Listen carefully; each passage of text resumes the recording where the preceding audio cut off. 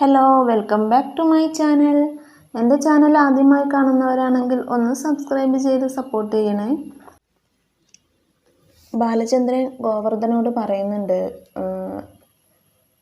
കുടത്തിലുള്ള ഭൂതം വൈജയന്തി വന്ന വൈജയന്തിയെ കയറി പിടിക്കും, കാലയിൽ വലിച്ച് നിലത്തടിക്കും, കാലിൽ പിടിച്ച് ചുറ്റിക്കും, വട്ടം കറക്കും എന്നൊക്കെ പറഞ്ഞിട്ട് ഗോവർദ്ധൻ്റെ അടുത്ത് പറയുന്നുണ്ട്. ഗോവർദ്ധനാണെങ്കിൽ അതൊന്നും കാര്യമായിട്ട് മനസ്സിലാവുന്നൊന്നുമില്ല.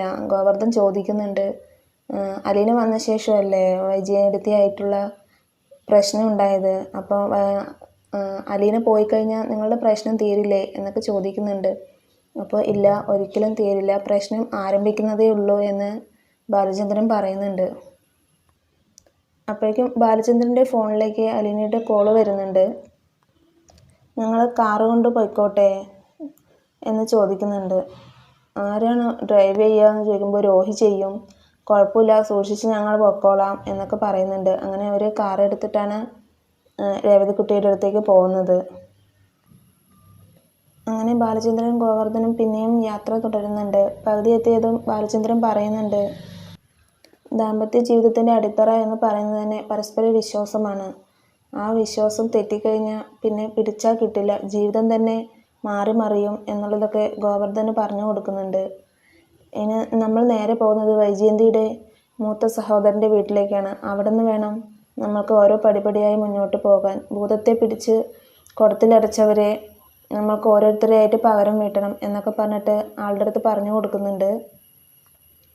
അലീന രേവതിയുടെ വീട്ടിലെത്തി. അങ്ങനെ അവിടെ എത്തിയതും മാമച്ചനും ഗ്രേസമ്മയുമാണ് അവരെ സ്വീകരിക്കാൻ നിൽക്കുന്നത്. രേവതിക്കുട്ടി പിണങ്ങിയിട്ട് അടുക്കളയിൽ തന്നെ നിൽക്കുകയാണ്, അവരെ സ്വീകരിക്കാൻ വരുന്നില്ല. അങ്ങനെ അലീന ചോദിക്കുന്നുണ്ട്, രേവതിക്കുട്ടി എവിടെയെന്ന്. അപ്പോൾ അവൾ പിണങ്ങി നിൽക്കുകയാണ്, പോയി സമാധാനിപ്പിക്കുമെന്ന് പറയുന്നുണ്ട്. അങ്ങനെ ഇവരെയും കൂട്ടി ബബിതയും കൃഷ്ണയും രോഹിത്തിനെയും കൂട്ടി ഇവർ മാമച്ചനും ഗ്രേസമ്മയും കൂടെ അകത്തേക്ക് പോകുന്നുണ്ട്.